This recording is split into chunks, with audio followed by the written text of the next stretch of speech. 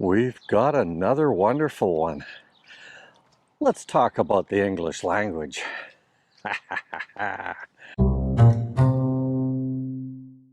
You might call it a boot or a bonnet, and I might call it a hood or a trunk. You might say y'all, I might say hey. The English language is a bastardized language at best. It is a complete language, but it also can throw wrinkles into everything if you don't know the dialect of the area. Now you put that English into a culture that now has to filter through all of these different Englishes that are out there. When we were in India, we met a couple there. I said to the little girl, "Your English is very good." And the mom was quick to point out that they learn Indian English, not British English, not Canadian English, etc. And I said, "No, that's exactly as it should be. Very, very good." And she laughed. So we have to put things in context, guys. It's just like the jokes in the Philippines.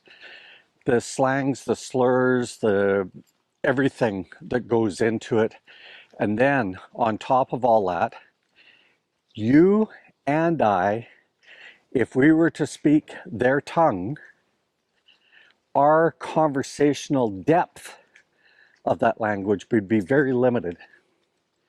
It would, in the beginning, it would be very limited, right? So why do we expect the Filipina to keep up, right? We do have to start speaking a little slower. Lynn's okay now in Canada here, boom, fast, fast, fast, fast, fast. But I'll tell you, once she has been with her family for like a week, that's it, just a week. And then she comes back and it takes her a couple of days again to get rooted back into English. And on top of all that, when she comes back to visit, then the region is Papangan. So she's having to switch up to Papangan or Tagalog to keep up, right? So we have to keep all of this in context. And I don't think that they have a limited language. I don't think that I'm sensitive. I don't think that they're sensitive.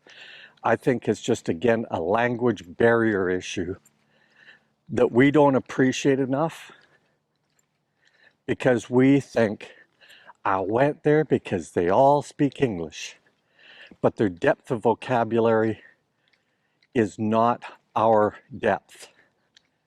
And then you compound it with all of these different things. Boot, bonnet, trunk, hood. Hey, y'all. Right? I mean, gotta have it in that type of context. And so we have to let it go when it comes to speaking back and forth. Sometimes we just need to slow down, not get angry, not get sparky, not get whatever language you might want to use in English to describe slowing down, not be condescending, because inflection is inflection, it's everywhere.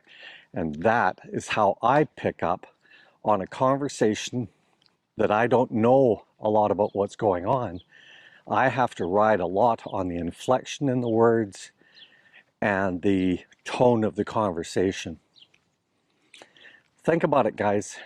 Just because they speak a lot of English there doesn't mean that they have depth of English or speed of English. I quickly came to find that our crew understood English. They could not speak it.